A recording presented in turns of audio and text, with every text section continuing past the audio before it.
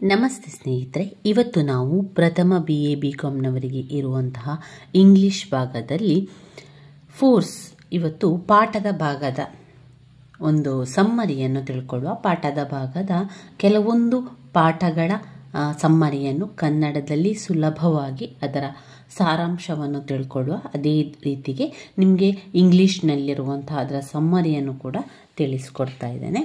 ಈಗಾಗಲೇ ನಾವು ಪದ್ಯದಲ್ಲಿರುವಂತಹ ಎಲ್ಲ 6 ಪದ್ಯದ ಸಾರಾಂಶವನ್ನು ತಿಳ್ಕೊಂಡಿದ್ದೇವೆ. ಯಾರೆಲ್ಲ ಓದಲಿಕ್ಕೆ ಆರಂಭ ಮಾಡಲಿಲ್ಲೋ ನೀವು ತಯಾರಿಯನ್ನು ಮಾಡಿಕೊಳ್ಳಿ ಸ್ನೇಹಿತರೆ. ಅದರ ಸಾರಾಂಶವನ್ನಷ್ಟೇ ಕಲ್ತರೆ ಸಾಕು. ಸಮ್ಮರಿ ಸರಿಯಾಗಿ ನಿಮಗೆ ಬಂದರೆ ಎಲ್ಲದಕ್ಕೂ ಕೂಡ ಉತ್ತರವನ್ನು ಬರೀಬಹುದು. ನಾವು ಇವತ್ತು ಪಾಠದ ಭಾಗಕ್ಕೆ ಹೋಗುವ. ಪಾಠದ ಭಾಗದಲ್ಲಿ ನಾವು 4 ಪಾಠದ ಬಗ್ಗೆ ತಿಳ್ಕೊಳ್ಬೇಕು. ಯಾವ ಪಾಠ ಕೂಡ ಆಗ್ಬೋದು. ನಿಮಗೆ ಯಾವುದು ಓದಬೇಕು ಅಂತ ಅನಿಸ್ತದೆ ಅಥವಾ ನಿಮಗೆ ಅದು ಯಾವುದು ಸುಲಭ ಅಂತ ಅನಿಸ್ತದೆ ಅದನ್ನು ನೀವು ತಗೊಳ್ಬೋದು. ನಾನಿಲ್ಲಿ ಕಲ್ತಿರುವಂಥದ್ದು ಅಥವಾ ನಾನು ತಯಾರಿಯನ್ನು ಮಾಡಿಕೊಂಡಿರುವಂಥದ್ದು ಆಫ್ ಸ್ಟಡೀಸ್ಗೆ, ಲೇಡೀಸ್ ಹೆಡ್ ಡ್ರೆಸ್ಗೆ, ನೆಕ್ಲೆಸ್ ಹಾಗೆ ಗಲಿವರ್ ಟ್ರಾವೆಲ್, ಒಟ್ಟು 4 ಪಾಠಗಳ ಬಗ್ಗೆ ತಿಳ್ಕೊಂಡಿರುವಂಥದ್ದು. ಹಾಗೆ ನಿಮಗೂ ಕೂಡ ನಾನು ಅದನ್ನು ತಿಳಿಸ್ಕೊಡ್ತೇನೆ. ಇದರಲ್ಲಿ ಮೊದಲಿಗೆ ಬರುವಂಥದ್ದು ಆಫ್ ಸ್ಟಡೀಸ್. ತುಂಬಾ ಇಂಪಾರ್ಟೆಂಟ್ ಆಗಿರುವಂತಹ ಒಂದು ಪಾಠ. ಫ್ರಾನ್ಸಿಸ್ ಬೇಕನ್ ಅವರು ಬರೆದಿರುವಂತಹ ಆಫ್ ಸ್ಟಡೀಸ್ ಪಾಠವನ್ನು ನೋಡುವ. ಆಫ್ ಸ್ಟಡೀಸ್ ಪಾಠವನ್ನು ನಾನು ಟೆಕ್ಸ್ಟ್ ಬುಕ್ಕಲ್ಲಿರುವಂತಹ ಸಮ್ಮರಿಯನ್ನೇ ಓದ್ಕೊಂಡಿರುವಂಥದ್ದು. ನಿಮಗೆ ನಾನು ಅದು ತೋರಿಸ್ತೇನೆ. ತುಂಬಾ ಸುಲಭ ಇರುವಂತಹ ಒಂದು ಸಮ್ಮರಿ ಅಂತ ಹೇಳ್ಬೋದು. ಪುಟ ಸಂಖ್ಯೆ 64ರಲ್ಲಿದೆ ನೋಡಿ. ಪುಟ ಸಂಖ್ಯೆ 64ರಲ್ಲಿ ಇಂಗ್ಲೀಷ್ ಸಮ್ಮರಿ ಕೂಡ ಇದೆ. ಒಮ್ಮೆ ನೋಡ್ಕೊಳ್ಳಿ. ಇಲ್ಲದಿದ್ದರೆ ನೀವು ಸ್ಕ್ರೀನ್ಶಾಟ್ ಆದರೂ ತಗೊಳ್ಳಿ. ಸ್ಕ್ರೀನ್ಶಾಟನ್ನು ತಗೊಂಡು ನಂತರ ಸಮಯ ಇದ್ದಾಗ ನಿಮ್ಮ ಪಾಯಿಂಟ್ಸ್ ಬುಕ್ಕಲ್ಲಿ ಬರ್ಕೊಳ್ಳಿ ಸ್ನೇಹಿತರೆ. ನೋಡಿ, ನಾನು ಈ ರೀತಿಯಾಗಿ ಸರಿಯಾಗಿ ತೋರಿಸ್ತೇನೆ. ನಿಮಗೆ ಆಗ ಸ್ಕ್ರೀನ್ಶಾಟ್ ತೆಗಿಲಿಕ್ಕೂ ಕೂಡ ಅನುಕೂಲ ಆಗ್ತದೆ. ಇವಾಗ ಸರಿಯಾಗಿದೆ ನೋಡಿ, ತಗೊಳ್ಳಿ. ಈಗ ನೀವು ಬರಿಬೇಕಾದರೂ ಕೂಡ ಬರಿತಾ ಇದ್ದೀರಿ ಅಥವಾ ಪಾಯಿಂಟ್ಸನ್ನು ಬರಿತಿದ್ದೀರಿ, ಸಮ್ಮರಿಯನ್ನು ಬರಿತಿದ್ದೀರಿ ಅಂತಾದರೆ ಇದನ್ನೇ ಈ ರೀತಿ ಪಾಸ್ ಕೊಟ್ಟು ನಂತರ ಅದರಲ್ಲಿರುವಂತಹ ಸಮ್ಮರಿಯನ್ನು ಬರೀರಿ. ಅವ್ರು ಕೊಟ್ಟಿರುವಂಥ ಸಮ್ಮರಿ ಅವರು ಟೆಕ್ಸ್ಟ್ ಬುಕ್ಕಲ್ಲಿ ಕೊಟ್ಟಿರುವಂಥದ್ದನ್ನೇ ನಾವು ಬರೆದರೆ ಸಾಕು. ಅದುವೇ ತುಂಬಾ ಅರ್ಥವಾಗುವ ರೀತಿಯಲ್ಲಿದೆ. ಹಾಗೆ ನಮಗೆ ಸುಲಭ ಕೂಡ ಇರುವುದರಿಂದ ನೀವು ಅದನ್ನೇ ಓದ್ಕೊಳ್ಳಿ. ಆಮೇಲೆ ಪಾಯಿಂಟ್ಸ್ ರೀತಿಯಲ್ಲಿ ಬರೆದು ಆ ಪಾಯಿಂಟ್ಸನ್ನೇ ನೀವು ವಿವರಿಸ್ತಾ ಹೋಗಿ ಸ್ನೇಹಿತರೆ. ಹೆಚ್ಚು ಅದಕ್ಕೆ ಚಿಂತೆಯನ್ನು ಮಾಡಬೇಡಿ. ಯಾಕಂದರೆ ಪ್ರಶ್ನೋತ್ತರಗಳಲ್ಲಿ ನಾವು ನೋಡಿದರೆ ಪ್ರಶ್ನೆಗಳಲ್ಲಿ ಬರುವಂಥದ್ದು ಅಂದರೆ ಪಾಠದ ಭಾಗದಿಂದ ಅಷ್ಟೇನು ತುಂಬ ಪ್ರಶ್ನೆಗಳೆಲ್ಲ ಬರೋದಿಲ್ಲ. ಎರಡು ಪ್ರಶ್ನೆಗೆ ನಮಗೆ ಉತ್ತರವನ್ನು ಬರಲಿಕ್ಕೆ ಇರುವಂಥದ್ದು. ಅದರಿಂದ ನಾವು ಯಾವುದಾದ್ರೂ 4 ಪಾಠಗಳ ಸಾರಾಂಶವನ್ನು 4 ಪಾಠಗಳ ಸಮ್ಮರಿಯನ್ನು ಸರಿಯಾಗಿ ಕಲಿತುಕೊಂಡ್ರೆ ಅದನ್ನೇ ಬರೆದ್ರಾಯಿತು. ಈ ಆಫ್ ಸ್ಟಡೀಸ್ ಎನ್ನುವಂತಹ ಒಂದು ಪಾಠವನ್ನು ಬರೆದವರು ಫ್ರಾನ್ಸಿಸ್ ಬೇಕನ್ ಅವರು. ಫ್ರಾನ್ಸಿಸ್ ಬೇಕನ್ ಅವರು ಏನು ಹೇಳ್ತಾ ಇದ್ದಾರೆ ಇಲ್ಲಿ, ಯಾವುದರ ಬಗ್ಗೆ ಹೇಳ್ತಾ ಇದ್ದಾರೆ? ಕಲಿಯುವಿಕೆಯ ಬಗ್ಗೆ, ವಿದ್ಯಾಭ್ಯಾಸದ ಬಗ್ಗೆ. ಇವಾಗ ನಾವೆಲ್ಲ ಪದವಿಯನ್ನು ಪಡೀಲಿಕ್ಕೆ ಅಭ್ಯಾಸವನ್ನು ಮಾಡ್ತಾ ಇರುವಂಥದ್ದಲ್ವಾ. ಈ ವಿದ್ಯಾಭ್ಯಾಸ ಯಾವುದೇ ಒಂದು ವಿಚಾರದ ಕಲಿಕೆ ಇರ್ಬೋದು. ಅದು ತುಂಬ ಜನರು ಯಾಕೆ ಯಾವ ಕಾರಣಕ್ಕೋಸ್ಕರ ಮಾಡ್ತಾ ಇದ್ದಾರೆ. ಈಗ ನಾವೆಲ್ಲ ಪದವಿಯನ್ನು ಮಾಡ್ತಾ ಇದ್ದೇವೆ. ಪ್ರತಿಯೊಬ್ಬರು ಕೂಡ ಒಂದೊಂದು ಕಾರಣದಿಂದ ಅದನ್ನು ಮಾಡ್ತಾ ಇರ್ತೇವೆ. ಒಬ್ಬರು ಏನಾದರೂ ಒಂದು ಸಾಧನೆ ಮಾಡಬೇಕು, ಏನಾದರೂ ಒಂದು ಕೆಲಸಕ್ಕೆ ಹೋಗಬೇಕು, ಮುಂದೆ ಅಥವಾ ಫಾರಿನ್ಗೆ ಹೋಗಬೇಕು, ಅದಕ್ಕೆ ನಮಗೆ ಪದವಿ ಬೇಕು. ಈ ರೀತಿಯಾಗಿ ಅನೇಕ ಕಾರಣಗಳಿಂದ ಇಲ್ಲಿ ಪ್ರತಿಯೊಬ್ಬರು ದೂರ ಶಿಕ್ಷಣವನ್ನು ನಾವು ಪಡಿತಾ ಇದ್ದೇವೆ. ದೂರ ಶಿಕ್ಷಣ ಪಡೆಯೋದ್ರಿಂದ ನಮಗೆ ನಮ್ಮ ಕೆಲವೊಂದು ಅನುಕೂಲತೆಗೋಸ್ಕರ, ಕೆಲವೊಂದು ಕಾರಣಗಳಿಗೋಸ್ಕರ ಕಲಿತಾ ಇರುವಂಥದ್ದು, ಹೌದಲ್ವಾ? ಅದೇ ರೀತಿ ಈ ಪಾಠವು ಕೂಡ ಆಫ್ ಸ್ಟಡೀಸ್ ಎನ್ನುವಂಥದ್ದು ಕೂಡ ಒಂದು ಯಾವುದಾದ್ರೂ ಒಂದು ಕಲಿಕೆಯ ಬಗ್ಗೆ ಇಲ್ಲಿ ಕವಿ ವಿವರಿಸುವಂಥದ್ದು. ಫ್ರಾನ್ಸಿಸ್ ಬೇಕನ್ ಅವರು ಏನು ಹೇಳ್ತಾ ಇದ್ದಾರೆ ಅಂತ ಹೇಳಿದ್ರೆ, ತುಂಬ ಜನ ಬೇರೆ ಬೇರೆ ಕಾರಣದಿಂದ ಕಲಿತಾ ಇದ್ದಾರೆ. ಆ ಕಾರಣ ಏನು ಅಂದರೆ, ಒಂದು ಸಂತೋಷಕ್ಕಾಗಿ ಕಲಿತಾ ಇದ್ದಾರೆ. ಇಲ್ಲಿ ನೋಡಿ, ಇಂಪಾರ್ಟೆನ್ಸ್ ಯೂಸಸ್ ಆಫ್ ಸ್ಟಡೀಸ್. ಕಲಿಕೆಯ ಯೂಸಸ್ ಎಂತ? The first use study is delight ಅಂದರೆ ಸಂತೋಷಕ್ಕಾಗಿ, ಖುಷಿಗಾಗಿ ಕಲಿಯುವಂಥದ್ದು, ಖುಷಿಗಾಗಿ, ತನ್ನ ಖುಷಿಗಾಗಿ ಕಲಿಯುವಂಥದ್ದು. ಇಲ್ಲ, ನನಗೆ ವಿದ್ಯಾಭ್ಯಾಸವನ್ನು ಮಾಡಬೇಕು, ಇದರಿಂದ ನನಗೆ ಸಂತೋಷ ಸಿಗ್ತದೆ, ನನ್ನ ಲೈಫ್ ತುಂಬಾ ಬ್ಯುಸಿ ಇರ್ತದೆ, ಇದರಿಂದ ನನಗೆ ಸಂತೋಷ ಆಗ್ತದೆ, ನಾನು ಸಂತೋಷಕ್ಕಾಗಿ ಕಲಿಲೇಬೇಕು ಎನ್ನುವಂತಹ ಹಲವಾರು ಜನರಿರ್ತಾರೆ. ಈ ಸಂತೋಷಕ್ಕಾಗಿ ಕಲಿಯುವಂಥದ್ದು. ಆದ್ದರಿಂದ ಕಲಿಯುವಿಕೆ ಎನ್ನುವಂಥದ್ದು ಹಲವರ ಜೀವನದಲ್ಲಿ ಸಂತೋಷಕ್ಕಾಗಿ ಮಾತ್ರ, ಬೇರೆ ಯಾವ ಕಾರಣದಿಂದಲೂ ಅವರು ಕಲಿಕೆ ಎನ್ನುವಂಥದ್ದನ್ನು, ಆಫ್ ಸ್ಟಡೀಸ್ ಅಥವಾ ಕಲಿಯುವುದು, ವಿದ್ಯಾಭ್ಯಾಸವನ್ನು ಮಾಡುವಂಥದ್ದು ಅವರ ಜೀವನಕ್ಕೆ ಸಂಬಂಧಪಟ್ಟದೆ. ಅದು ಸಂತೋಷಕ್ಕಾಗಿ ಮಾತ್ರ ಹೊರತು ಬೇರೆ ಯಾವುದೇ ಕಾರಣಕ್ಕೂ ಅಲ್ಲ. ಅವರ ಜೀವನದಲ್ಲಿ ಅದು ಸಂತೋಷವನ್ನು ಕೊಡುವಂಥ ವಿಚಾರ. ಇನ್ನು ಎರಡನೇ ವಿಚಾರವಾಗಿ ಯಾವುದಕ್ಕೋಸ್ಕರ ಕಲಿತಾರೆ? ಶೃಂಗಾರಕ್ಕಾಗಿ ಕಲಿಯುವಂಥದ್ದು, ಶೃಂಗಾರಕ್ಕಾಗಿ. ಯಾಕಂದರೆ Bacon feels that when we read in reclusions or in our ಇದರಲ್ಲಿ ಅವ್ರು ಏನು ಹೇಳ್ತಾ ಇದ್ದಾರೆ ಅಂದರೆ ಹ್ಯಾಪಿನೆಸ್ಗೋಸ್ಕರ, ಹಾಗೆ use studies is to ornament or enrich our speech. ಶೃಂಗಾರಕ್ಕಾಗಿ ಕೂಡ ಕಲಿತಾ ಇದ್ದಾರೆ. ಅಂದರೆ ತನ್ನ ಶೃಂಗಾರವನ್ನು ತೋರಿಸಲಿಕ್ಕೆ, ನಾನು ಕಲಿತಾ ಇದ್ದೇನೆ, ನಾನು ವಿದ್ಯಾಭ್ಯಾಸವನ್ನು ಮಾಡ್ತಾ ಇದ್ದೇನೆ, ನಾನು ಈ ಪದವಿಯನ್ನು ಪಡಿತಾ ಇದ್ದೇನೆ ಎನ್ನುವಂತಹ ತೋರಿಕೆಗೋಸ್ಕರ, ಆ ಶೃಂಗಾರ, ಅವರಲ್ಲಿ ಆ ರೀತಿಯ ಶೃಂಗಾರ ಮಾಡುವಂತಹ ಭಾವ ಇರುವುದರಿಂದ ಕಲಿಯುವಿಕೆಯನ್ನು ಮಾಡ್ತಾರೆ. ಇನ್ನು ಕೆಲವರು ಸಾಮರ್ಥ್ಯಕ್ಕಾಗಿ, ಅವರಿಗಲ್ಲಿ ಸಾಮರ್ಥ್ಯ ಇದೆ, ಆ ಕಲಿಯುವಂತಹ ಸಾಮರ್ಥ್ಯ ಇರುವ ಕಾರಣ ಅವರೇನು ಮಾಡ್ತಾರೆ? ಕಲಿಯುವಿಕೆಯನ್ನು ಮಾಡ್ತಾರೆ. ತನಗೆ ಓದಲಿಕ್ಕೆ ಸಾಧ್ಯ, ಅಥವಾ ನಾನು ಕಲಿಯೋದ್ರಿಂದ ಈ ರೀತಿಯ ಒಂದು ಏನಾದರೂ ಒಂದು ಸಾಧನೆ ಮಾಡ್ಬೋದು ಎನ್ನುವಂತಹ ಒಂದು ಕಾರಣದಿಂದಾಗಿ, ಅವರ ಸಾಮರ್ಥ್ಯಕ್ಕೆ, ಅವರಿಗೆ ಕೆಲವೊಂದು ವಿದ್ಯಾಭ್ಯಾಸವನ್ನು ತುಂಬಾ ದುಡ್ಡನ್ನು ಕೊಟ್ಟು ಕಲಿಯಬೇಕಾಗ್ತದೆ. ಅದು ಅವರಿಗೆ ಇರುವಂತಹ ಸಾಮರ್ಥ್ಯ. ಅವರಿಗೆ ಅಷ್ಟೊಂದು ಫೀಸನ್ನು ಕಟ್ಟಿ ಕಲಿಯಲಿಕ್ಕೆ ಸಾಧ್ಯ ಆಗ್ತದೆ. ಆದ್ದರಿಂದ ಅವರು ಆ ಸಾಮರ್ಥ್ಯದಿಂದಾಗಿ ಕಲಿಯುವಂಥ ಕೆಲಸವನ್ನು ಮಾಡ್ತಾರೆ. ಇನ್ನು ನಾಲ್ಕನೇದು ತೀರ್ಪಿಗಾಗಿ. ಒಂದು ಕಲಿಕೆ ಎನ್ನುವಂಥದ್ದು ನಮಗೆ ಸರಿಯಾದ ತೀರ್ಪನ್ನು ಕೊಡಲಿಕ್ಕೆ ಸಹಕಾರಿಯಾಗಿರ್ತದೆ. ಏನಾದರೂ ಒಂದು ತಪ್ಪು ನಡೆದಿದ್ದರೆ ಅಲ್ಲಿ ಸರಿಪಡಿಸಲಿಕ್ಕೆ ನಮಗೆ ಆ ಒಂದು ಕಲಿಕೆ ಎನ್ನುವಂಥದ್ದು ಅಗತ್ಯವಾಗಿದೆ. ಅದರಿಂದ ತೀರ್ಪು ನೀಡಲಿಕ್ಕೆ ಹಾಗೆ ತೀರ್ಪು ಕೊಡಲಿಕ್ಕೋಸ್ಕರ ನಾವು ಕಲಿಯುವಂಥದ್ದು ಕೂಡ ತುಂಬ ಜನರಿದ್ದಾರೆ.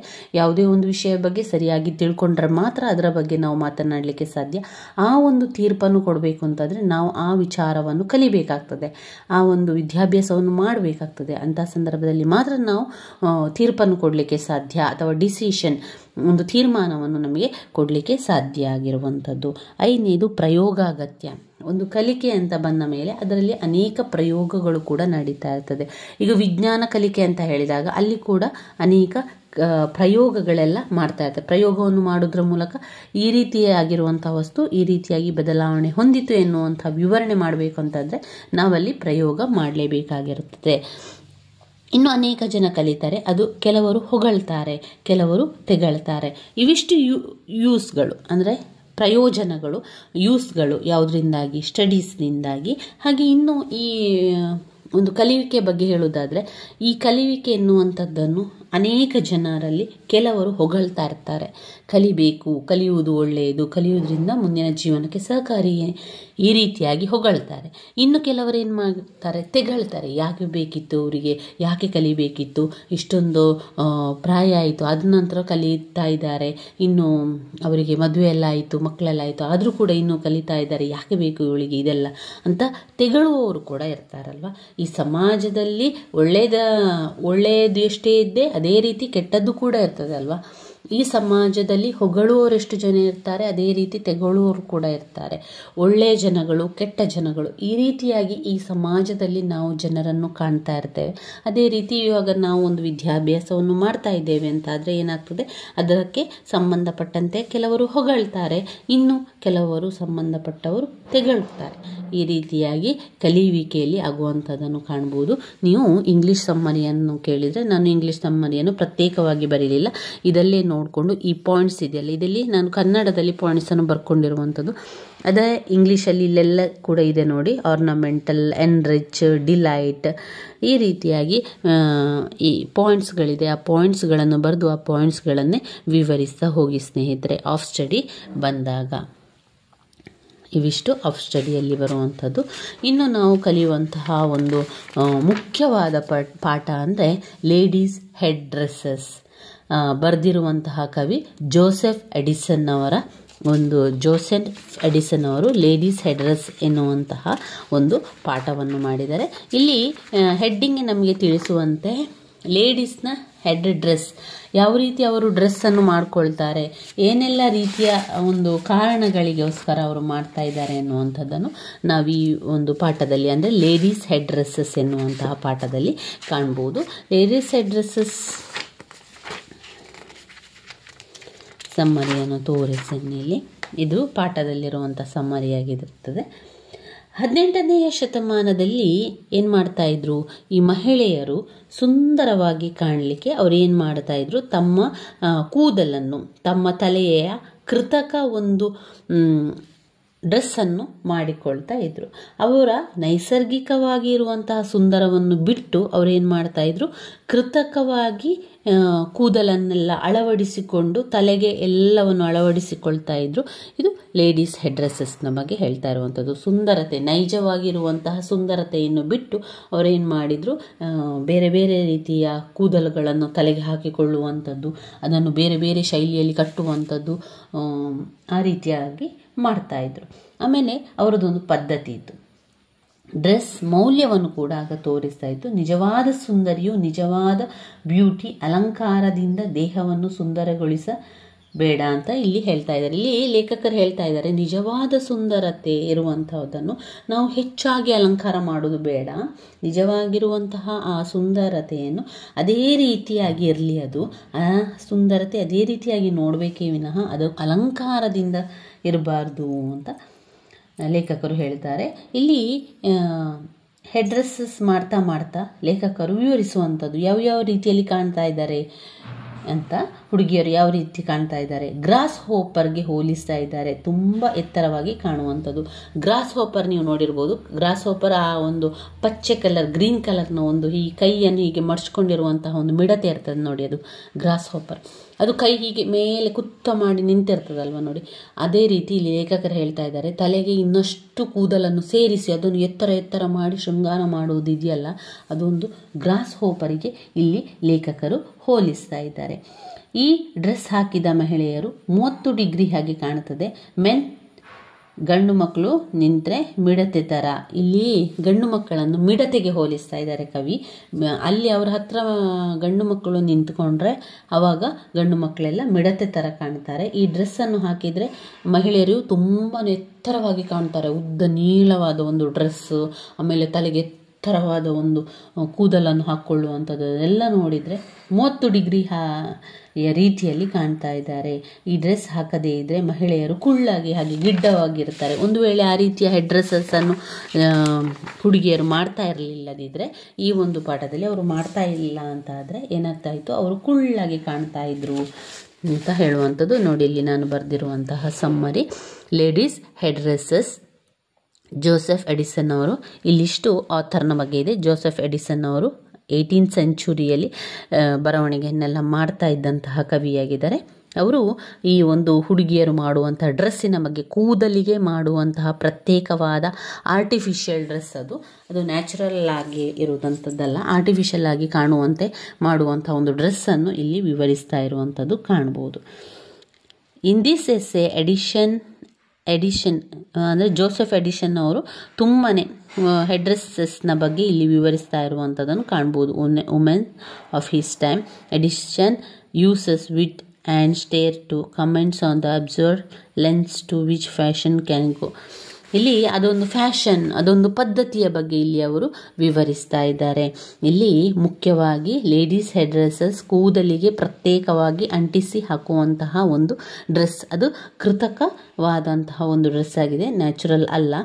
ಇಲ್ಲಿ ಹುಡುಗಿಯರು ತುಂಬಾ ಕುಳ್ಳಾಗಿರ್ತಾರೆ. ಅವರು ಎತ್ತರ ಮಾಡಲಿಕ್ಕೆ ಏನು ಮಾಡ್ತಾರೆ, ಗ್ರಾಸ್ ಹೋಪರ್ ಥರ ಕೂದಲನ್ನ ಎತ್ತರವನ್ನು ಜಾಸ್ತಿ ಮಾಡಿಕೊಂಡು ನೀಳವಾದ ಒಂದು ಡ್ರೆಸ್ಸನ್ನು ಹಾಕಿಕೊಂಡು ಉದ್ದ ರೀತಿಯಲ್ಲಿ ಕಾಣ್ತಾರೆ. ಗ್ರಾಸ್ ಹೋಪರ್, ಅದರ ಹತ್ರ ಗಂಡು ಮಕ್ಕಳು ಬಂದು ನಿಂತಾಗ ಅವರು ಗ್ರಾಸ್ ಹೋಪರ್ ಆಗಿ ಕಾಣ್ತಾರೆ. In this essay ladies head dresses he makes fun of the tall head dresses which greatly added to the women. ಆಮೇಲೆ ಅದು ವುಮೆನಿಗೆ ತುಂಬಾ ಚೆಂದ ಕಾಣ್ತದೆ. ಹಾಗೆಯೇ men appears likes grasshoppers ಥರ ಕಾಣ್ತಾರೆ. He convey we appeared as grasshopper before them. He says that the head dress of women rise and fall at 30 degree. ಆ ಒಂದು ಹೆಡ್ ಡ್ರೆಸ್ 30 ಡಿಗ್ರಿ ತನಕ ಹೋಗ್ತದೆ. ಹಾಗೆಯೇ ಆ ಹುಡುಗಿಯರೆಲ್ಲ 7 ಫೀಟ್ ಉದ್ದವಾಗಿ ಅವರು ಕಾಣ್ತಾ ಇದ್ದಾರೆ. ಆ ಡ್ರೆಸ್ಸನ್ನು ಹಾಕಿ ಅಥವಾ ಆ ಒಂದು ಹೆಡ್ ಡ್ರೆಸ್ಸನ್ನು ಮಾಡಿ ಅವರು ಆ ರೀತಿ ಕಾಣ್ತಾ ಇದ್ದಾರೆ. ಇಲ್ಲದ್ರೆ ಅವರು ತುಂಬಾ ಕುಳ್ಳಗಿರುವಂತಹ ವ್ಯಕ್ತಿಗಳು, ಕುಳ್ಳಗೆ ಮತ್ತು ಗಿಡ್ಡದಾಗಿರ್ತಾರೆ. ಶ್ರಂಕ್ ಆ್ಯಂಡ್ ಡ್ರಾಫ್ಟ್. ಹುಡುಗಿಯರೆಲ್ಲ ಗಿಡ್ಡ ಮತ್ತು ಕುಳ್ಳರಾಗಿದ್ದಾರೆ.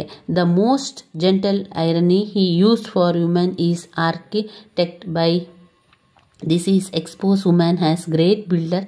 ಅವರು ಹೇಳ್ತಾ ಇದ್ದಾರೆ, ಒಟ್ಟಿನಲ್ಲಿ ಲೇಡೀಸ್ಗೆ ಈ ಒಂದು ಹೆಡ್ ಡ್ರೆಸ್ಸಸ್ ಕೃತಕವಾಗಿರುವಂಥದ್ದು, ನ್ಯಾಚುರಲ್ ಅಲ್ಲ. ನ್ಯಾಚುರಲ್ ಆಗಿದ್ದರೆ ತುಂಬಾ ಒಳ್ಳೆಯದು. ಆ ಡ್ರೆಸ್ಸಸ್ಸನ್ನು ಹಾಕದಿದ್ದರೆ ಮಹಿಳೆಯರು ಕುಳ್ಳಗಿರ್ತಾರೆ, ಅವರು ಕುಬ್ಜರಾಗಿರ್ತಾರೆ. ವಾಸ್ತುಶಿಲ್ಪಕಾರರಿಗೆ ಹೋಲಿಸ್ತಾ ಇದ್ದಾರೆ. ಕವಿ ವ್ಯಂಗ್ಯವಾಗಿ ಇಲ್ಲಿ ವಿವರಿಸ್ತಾ ಇದ್ದಾರೆ. ವಾಸ್ತುಶಿಲ್ಪವನ್ನು ಕೂಡ ಅದಕ್ಕೆ ವಿವರಿಸ್ತಾ, ಅದು ಆ ರೀತಿಯ ವಾಸ್ತುಶಿಲ್ಪದ ರೀತಿಯಲ್ಲಿ ಆ ಒಂದು ಹೆಡ್ ಡ್ರೆಸ್ಸನ್ನು ಹಾಕಿದ್ದಾರೆ ಅಂತ ವ್ಯಂಗ್ಯ ಕೂಡ ಮಾಡ್ತಾರೆ. ಅದ್ದೂರಿಯಾಗಿ ಚಂದವಾಗಿ ಕಾಣಬೇಕು ಎನ್ನುವಂತಹ ಒಂದು ಕಾರಣದಿಂದಾಗಿ ಅವರು ಈ ರೀತಿಯ ಹೆಡ್ ಡ್ರೆಸ್ಸನ್ನು ಮಾಡ್ಕೊಳ್ತಾರೆ. ಡಿಫ್ರೆಂಟ್ ಕಟ್ಟಿದ ಮೇಲೆ ಮಹಿಳೆಯರು ಹೆಡ್ ಡ್ರೆಸ್ಸನ್ನು ಮಾಡುವಂಥದ್ದು. ಅವರ ಕೋಣೆಯಲ್ಲಿ ಕುಳಿತುಕೊಂಡು ಅದಕ್ಕೆ ಬೇಕಾದಂಥ ಎಲ್ಲ ಒಂದು ತಯಾರಿಯನ್ನು ಮಾಡ್ಕೊಳ್ತಾ ಹೋಗ್ತಾರೆ. ಅವರು ವಿದೌಟ್ ಹೆಡ್ ಡ್ರೆಸ್ಸಲ್ಲಿ ಅವರನ್ನು ತುಂಬ ಚಿಕ್ಕದಾಗಿ ಹಾಗೆ ಕುಳ್ಳರಾಗಿ ಕಾಣ್ತಾರೆ. ಗಂಡು ಮಕ್ಕಳೆಲ್ಲ ದೈತ್ಯಾಕಾರದಲ್ಲಿ ಯಾವಾಗ ಕಾಣ್ತಾರೆ. ನಂತರ ಇವರು ಗ್ರಾಸ್ ಹೋಪರ್ ಥರ ಇದ್ದು ಅವರು ದೈತ್ಯಾಕಾರವಾಗಿ ತಲೆಯ ಹೆಡ್ ಡ್ರೆಸ್ಸಸ್ಸಿಂದ ಕಾಣುವಂಥದ್ದನ್ನು ನೋಡ್ಬೋದು. ಇವಿಷ್ಟು ಇದರಲ್ಲಿ ಬರುವಂಥ ವಿಚಾರವಾಗಿದೆ. ಇನ್ನು ಮತ್ತು ಅವರು ವಿವರಿಸ್ತಾ ಹೋಗ್ತಾರೆ. ಆಫ್ರಿಕಾದ ಬುಡಕಟ್ಟು ಜನಾಂಗ ಇರ್ತಾರಲ್ಲ, ಅವರೆಲ್ಲರೂ ಕೂಡ ಪಿಗ್ಮಿಗಳು, ಅಂದರೆ ಕುಳ್ಳಗಿರ್ತಾರೆ. ಅವರ ಡ್ರೆಸ್, ಅವರು ಆ ಒಂದು ನೀಳವಾದ ಡ್ರೆಸ್ಸನ್ನು ಹಾಕಿದರೆ ಎತ್ತರವಾಗಿ ಕಾಣುವಂಥದ್ದು. ಹಾಗೆ ಈ ಹೆಡ್ ಡ್ರೆಸ್ಸಸ್ನ ಬಗ್ಗೆ ಇದು ಅದ್ಭುತ ಅಲಂಕಾರ ಆಗಿರುವಂಥದ್ದು.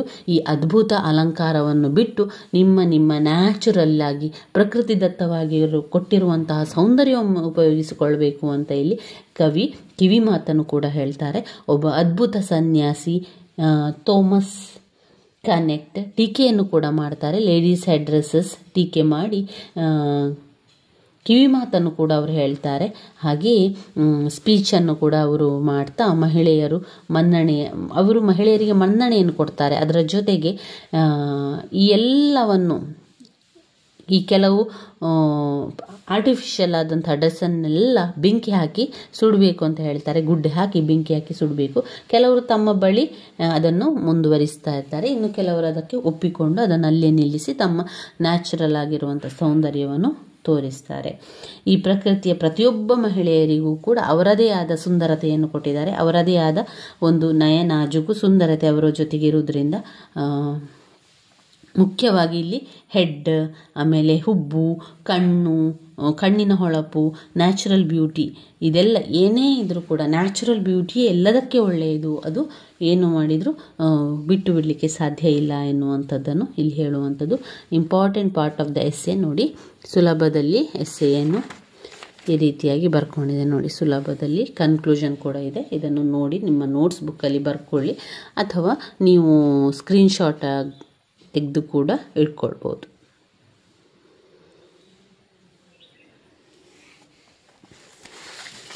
ಇವಾಗ ನಮ್ಮಲ್ಲಿ 2 ಪಾಠ ಆಯಿತು ಅಲ್ವಾ? ಆಫ್ ಸ್ಟಡೀಸ್ ಮತ್ತು ladies head dresses, Joseph Edison. 2 ಪಾಠದ ಸಮ್ಮರಿಯನ್ನು ಕೂಡ ತಿಳ್ಕೊಳ್ಳುವ. ದ ನೆಕ್ಲೆಸ್ ಬಗ್ಗೆ, ಹಾಗೆ ಗಲಿವರ್ ಟ್ರಾವೆಲ್ನ ಬಗ್ಗೆ ಕೂಡ ನಾವು ತಿಳ್ಕೊಳ್ಳುವ. ಫಸ್ಟ್ ಇಯರ್ BA ಇಂಗ್ಲೀಷ್ನಲ್ಲಿರುವಂತಹ ಮತ್ತೊಂದು ಮುಖ್ಯವಾದಂತಹ ಪಾಠ ನೆಕ್ಲೆಸ್ ಪಾಠವನ್ನು ಕೂಡ ಓದ್ಕೊಳ್ಳಿ. ತುಂಬಾ ಅರ್ಥಪೂರ್ಣವಾಗಿರುವಂಥ ಒಂದು ಕತೆ ಅಂತ ಹೇಳ್ಬೋದು. ತುಂಬ ಒಂದು ಒಳ್ಳೆಯ ಒಂದು ಕಥೆಯಾಗಿದೆ. ನಾನು ನಿಮಗೆ ಅದನ್ನು ಕನ್ನಡದಲ್ಲಿ ಸುಲಭವಾಗಿ ತಿಳಿಸ್ತಾ ಹೋಗ್ತೇನೆ. ಅದರ ಕಥೆ ಏನು, ಅದರೊಳಗೆ ನಡೆದಿರುವಂಥ ವಿಚಾರ ಏನು. ಈಗ ಪಾಠದ ಹೆಸರು ನೆಕ್ಲೆಸ್ ಅಂತ ಇದೆ. ಆ ನೆಕ್ಲೆಸ್ಸಿಗೆ ಸಂಬಂಧಪಟ್ಟಂತೆ ಏನು ಕತೆ ನಡೆದಿದೆ ಎನ್ನುವಂಥದ್ದನ್ನು ಹೇಳ್ತೇನೆ. ಈ ಒಂದು ಕತೆ ದುರಾಸೆಯಿಂದ ಸಂಪೂರ್ಣ ಜೀವನ ಹಾಳಾಗುವಂತಹ ಕಥೆಯನ್ನು ನಾವಿಲ್ಲಿ ಕಾಣ್ಬೋದು. ದುರಾಸೆಯಿಂದ ಯಾವ ರೀತಿ ತನ್ನ ಜೀವನವನ್ನು ತಾನೇ ತನ್ನ ಕೈಯಾರೆ ಹಾಳು ಮಾಡಿಕೊಂಡಿರುವಂತಹ ಕತೆ ನಾವು ಈ ಒಂದು ನೆಕ್ಲೆಸ್ ಪಾಠದಲ್ಲಿ ಕಾಣ್ಬೋದಾಗಿದೆ. ಆಗಿದೆ. ನೀವು ಇಂಗ್ಲೀಷ್ ಸಮ್ಮರಿಯನ್ನು ಕೇಳಿದರೆ ಪುಟ ಸಂಖ್ಯೆ 94ರಲ್ಲಿದೆ ನೋಡಿ. ಟೆಕ್ಸ್ಟ್ ಬುಕ್ ನಿಮ್ಮಲ್ಲಿ ಟೆಕ್ಸ್ಟ್ ಬುಕ್ ಇದ್ದರೆ ಟೆಕ್ಸ್ಟ್ ಬುಕ್ಕಲ್ಲಿ 94ನೇ ಪುಟ ಸಂಖ್ಯೆಯಲ್ಲಿದೆ. ಹಾಗೆ ಯಾರೆಲ್ಲ ಟೆಕ್ಸ್ಟ್ ಬುಕ್ ಇಲ್ವೋ ನೀವು ಇಲ್ಲಿ ಸ್ಕ್ರೀನ್ಶಾಟನ್ನು ತೆಗೆದು ಅದನ್ನು ಬರ್ಕೊಳ್ಳಿ, ಅಥವಾ ಬೇರೆ ಕಡೆಯಿಂದ ನೆಕ್ಲೆಸ್ ಸಮ್ಮರಿ ಸಿಂಪಲ್ ಅಥವಾ ಈಸಿ ಸಮ್ಮರಿ ನೆಕ್ಲೆಸ್ ಸಮ್ಮರಿ ಅಂತ ಹಾಕಿದರೆ ನಿಮಗೆ ಸಿಂಪಲ್ ಆಗಿರುವಂಥ ಸಮ್ಮರಿ ಸಿಗ್ತದೆ, ಅದನ್ನು ಕೂಡ ಓದ್ಕೊಳ್ಳಿ. ನಾನು ಇಲ್ಲೇ ಇಲ್ಲೇ ಅಭ್ಯಾಸವನ್ನು ಮಾಡಿರೋದ್ರಿಂದ ಇಲ್ಲೇ ನಾನು ನಿಮಗೆ ತೋರಿಸ್ತಾ ಇದ್ದೇನೆ. 94 ಪುಟ ಸಂಖ್ಯೆಯಲ್ಲಿ ಮತ್ತು 95ನೇ ಪುಟ ಸಂಖ್ಯೆಯಲ್ಲಿ ಸಮ್ಮರಿ ಇದೆ. ಅದನ್ನು ಸ್ಕ್ರೀನ್ಶಾಟನ್ನು ತೆಗೆದು ಬರೀರಿ ಅಥವಾ ಹಾಗೆ ಪಾಸ್ ಕೊಟ್ಕೊಂಡು ಬರೀರಿ. ಇಲ್ಲಿ ಈ ಒಂದು ಕಥೆಯಲ್ಲಿ ಈ ಕಥೆಯ ನೆಕ್ಲೆಸ್ ಎನ್ನುವಂತಹ ಕಥೆಯ ಒಂದು ಪಾಠದ ಸ್ಟೋರಿಯ ಹೀರೋಯಿನ್ ಅಂದರೆ ಮಟಿಲ್ಡಾ ಲಾಯ್ಸೆಲ್. ಮಟಿಲ್ಡಾ ಲಾಯ್ಸೆಲ್ ಎನ್ನುವಂತಹ ಒಬ್ಬಳು ಹೆಣ್ಮಗಳು. ಅವಳು ದುರಾಸೆಯ ಗುಣವನ್ನು ಹೊಂದಿದ್ಲು, ತುಂಬನೇ ದುರಾಸೆಯ ಗುಣಗಳನ್ನು ಹೊಂದಿದ್ಲು. ಮಟಿಲ್ಡನ ಗೆಳತಿ ಫ್ರೆಂಡ್ ಫಾರೆಸ್ಟಿಯರ್ ತುಂಬನೇ ಹಣವಂತೆ ಹುಡುಗಿ, ಗುಣವಂತೆ ಕೂಡ. ಅವಳು ತುಂಬ ರಿಚ್ ಆಗಿದ್ಲು. ಅದೇ ರೀತಿ ಮಟಿಲ್ಡಾ ಲಾಯ್ಸ್ ಅವರ ಹಸ್ಬೆಂಡ್ ಲಾಯ್ಸೆಲ್ ಅಂತ, ಅವರು ಗೌರ್ಮೆಂಟ್ ಆಫೀಸಲ್ಲಿ ಕ್ಲರ್ಕ್ ಆಗಿದ್ದರು. ಅವರು ಬೋರ್ಡ್ ಆಫ್ ಎಜುಕೇಷನ್ ಗೌರ್ಮೆಂಟ್ ಆಫೀಸಲ್ಲಿ ಕ್ಲರ್ಕ್ ಆಗಿ ಕೆಲಸ ಮಾಡ್ತಾ ಇದ್ದರು. ಅವರು ಅಂದರೆ ಉತ್ತಮವಾದ ಜೀವನವನ್ನೇ ನಡೆಸ್ತಾ ಇದ್ದರು. ಆದರೆ ಮಟಿಲ್ಡಾ ಲಾಯ್ಸೆಲ್ ಅವರ ಹೆಂಡತಿ ತುಂಬ ದುರಾಸೆಯ ಗುಣವನ್ನು ಹೊಂದಿದ್ರು. ಈ ಒಂದು ನೆಕ್ಲೆಸ್ ಎನ್ನುವಂತಹ ಪಾಠದಲ್ಲಿ ಬರುವಂತಹ ಪಾತ್ರಧಾರಿಗಳು ಒಟ್ಟು 3 ಪಾತ್ರಧಾರಿಗಳು ಬರುವಂಥದ್ದು. ಮಟಿಲ್ಡಾ ಲಾಯ್ಸೆಲ್, ಅವರ ಗಂಡ ಲಾಯ್ಸೆಲ್, ಹಾಗೆಯೇ ಗೆಳತಿ ಫಾರೆಸ್ಟಿಯರ್ ಆಗಿರುವಂಥದ್ದು. ದುರಾಸೆಯಿಂದ ಅವರ ಸಂಪೂರ್ಣ ಜೀವನ ನಾವು ಇಲ್ಲಿ ಹಾಳಾಗ್ತಾ ಇರುವಂಥದ್ದನ್ನು ಕಾಣ್ಬೋದು. ಈ ಒಂದು ನೆಕ್ಲೆಸ್ ಎನ್ನುವಂಥ ಕಥೆಯಲ್ಲಿ ಮೊದಲಿಗೆ ಆರಂಭವಾಗುವಂಥದ್ದು ಮಟಿಲ್ಡಾ ಲಾಯ್ಸೆಲ್ ಎನ್ನುವಂತಹ ಹೆಣ್ಣು ಮಗಳು. ಅವಳು ತುಂಬನೇ ದುರಾಸೆಯಿಂದ ಕೂಡಿದ್ಲು. ಅವಳ ಗಂಡ ಕ್ಲರ್ಕ್ ಆಗಿ ಗೌರ್ಮೆಂಟ್ ಆಫೀಸಲ್ಲಿ, ಬೋರ್ಡ್ ಆಫ್ ಎಜುಕೇಷನ್ ಗೌರ್ಮೆಂಟ್ ಆಫೀಸಲ್ಲಿ ಕ್ಲರ್ಕ್ ಆಗಿ ಕೆಲಸ ಮಾಡ್ತಾಯಿದ್ರು. ಸ್ವಲ್ಪ ಒಳ್ಳೆಯ ಜೀವನವನ್ನೇ ನಡೆಸ್ತಾ ಇದ್ರು, ಅಂದರೆ ಮಿಡಲ್ ಕ್ಲಾಸ್ ಜೀವನವನ್ನು ಅವರು ನಡೆಸ್ತಾ ಇದ್ರು. ಒಂದು ಅಪಾರ್ಟ್ಮೆಂಟಲ್ಲಿ ಅವರಿದ್ದರು. ಆದರೆ ಮಟಿಲ್ಡಾ ಲಾಯ್ಸೆಲ್ ತುಂಬಾ ಅನ್ಹ್ಯಾಪಿಯಾಗಿದ್ಲು, ಹಾಗೆ ತುಂಬ ದುಃಖದಲ್ಲಿದ್ದರು. ಯಾಕಂದರೆ ಅವಳಿರುವಂತಹ ಮನೆ ತುಂಬಾ ಹಳತ್ತಾಗಿ ಕಾಣ್ತಾ ಇತ್ತು. ಅಲ್ಲಿರುವಂಥ ಫರ್ನಿಚರ್ಗಳು, ಚೇರ್, ಕುರ್ಚಿಗಳೆಲ್ಲ ಹಳತ್ತಾಗಿತ್ತು. ಅದೆಲ್ಲ ಹಾಳಾಗುವಂತಹ ಪರಿಸ್ಥಿತಿಯಲ್ಲಿತ್ತು. ಇದೆಲ್ಲ ನೋಡಿ ಅವಳಿಗೆ ತುಂಬಾ ದುಃಖ ಆಗ್ತಾ ಇತ್ತು. ಅವಳು ಅನ್ಹ್ಯಾಪಿಯಾಗಿದ್ಲು, ಅವಳ ಜೀವನ ಖುಷಿಯಾಗಿ ಇರಲಿಲ್ಲ. ಅವರಿಗೆ ಜೀವನ ಮಾಡುವಷ್ಟು ಎಲ್ಲ ಇದ್ದರೂ ಕೂಡ ಅವಳು ಅನ್ಹ್ಯಾಪಿಯಾಗಿದ್ಲು. ಕಾರಣ ಅಂದರೆ ಅವಳು ಶ್ರೀಮಂತಿಕೆಯ ಜೀವನವನ್ನು ಬಯಸ್ತಾ ಇದ್ಲು.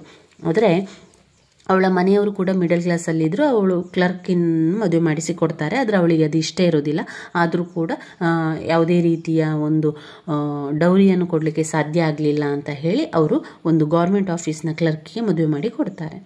ಆದರೆ ಇಲ್ಲಿ ಮಟಿಲ್ಡಾ ಲಾಯ್ಸೆಲ್ ತುಂಬ ದುರಾಸೆಯ ಗುಣವನ್ನು ಹೊಂದಿದ್ಲು ಕೂಡ. ಅವಳಿಗೆ ಆ ಜೀವನ ಕೂಡ ಇಷ್ಟ ಇರಲಿಲ್ಲ. ಅವಳಿಗೆ ಆ ಒಂದು ಮನೆ ಹಳತಾಗಿತ್ತು, ಫರ್ನಿಚರ್ ಎಲ್ಲ ಚೆಂದ ಇರಲಿಲ್ಲ ಎನ್ನುವಂಥ ಒಂದು ದುಃಖ ಇತ್ತು.